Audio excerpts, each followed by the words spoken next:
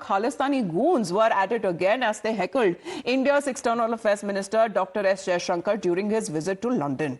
Now, this incident that occurred outside the Chatham House at think tank where Jaishankar was participating in a discussion, and as he was preparing to leave in his car, certain Khalistani extremists who were protesting and chanting anti-India slogans tried to attack him.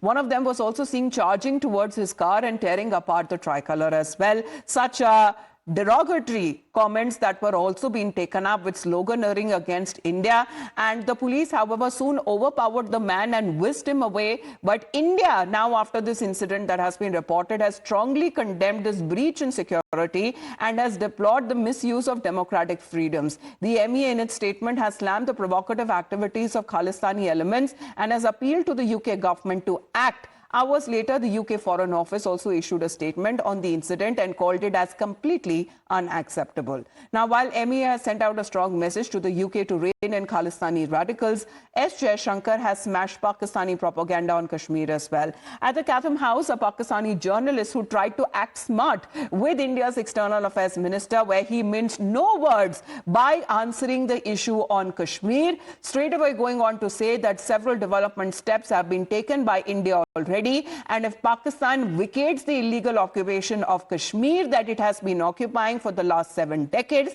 then the Kashmir issue would be solved. Let me make you a little nervous. Can Narendra Modi use his friendship with Donald Trump to solve out the problem of Kashmir? On Kashmir, actually we have done, I think, a good job solving most of it. I think removing Article 370 was step number one.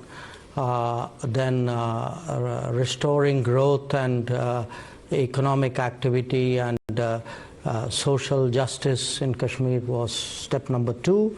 Holding elections, which were done with a very high turnout, was step number 3.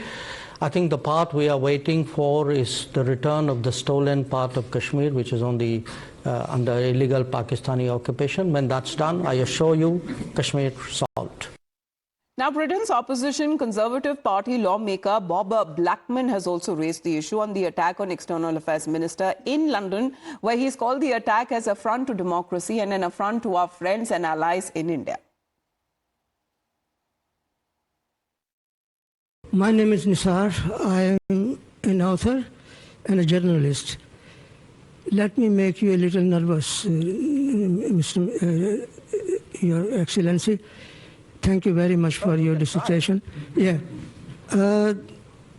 Kashmiris are up in arms because India is occupying Kashmir illegally. That's the reason why they are protesting. Now, given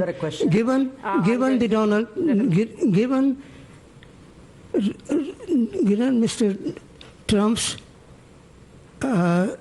zeal for striking peace and peace deal, can Narendra Modi use his friendship with Donald Trump to solve out the problem of Kashmir?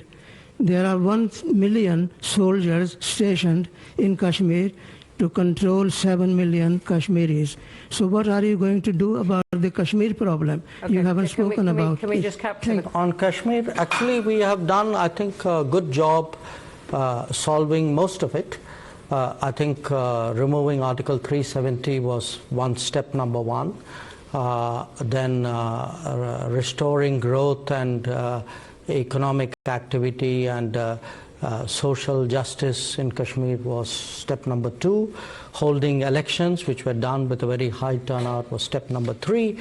I think the part we are waiting for is the return of the stolen part of Kashmir, which is on the under illegal Pakistani occupation. When that's done, I assure you, Kashmir solved.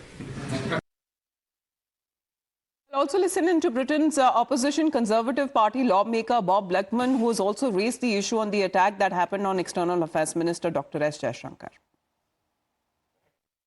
Yesterday, the External Affairs Minister from India, Sri Jaishankar, was attacked when he was leaving a public venue, when he'd been addressing an audience of Indian people in this country. He was attacked by Khalistani thugs. This is against the Geneva Convention, and it appears that the police and the security forces failed to ensure that he was made safe. And we need to make sure that it doesn't happen again. So will the leader ensure that the Home Secretary or an appropriate minister makes a statement to this House about what protection we're going to make sure when we have external visitors to this country? Well, that's the point, Rishabh, especially when it comes to this attack that has been done and no less than a place like London, where UK is an ally of India, a friend of India. And if such kind of an attack can happen on the External Affairs Minister of India, then what exactly would the explanation that the UK authorities would give? Well, definitely, UK authorities have responded to it, and they said that Metropolitan Police acted swiftly. But India has come out with a very strong worded statement where India says that it was the responsibility of the host government to ensure the security of External Affairs Minister, who is on a visit to London. He would be also going to Belfast as well as to Manchester to open the consulates, and then also head to Ireland in Dublin, where he'll be holding bilateral talks.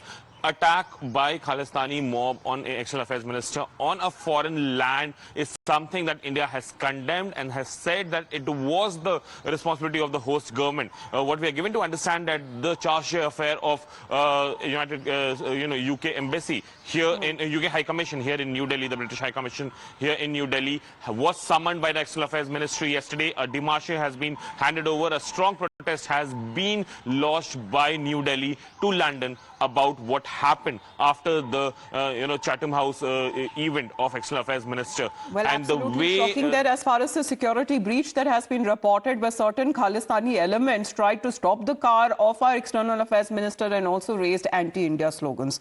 Rishabh, for the moment, thank you very much for joining in. With that, we head into a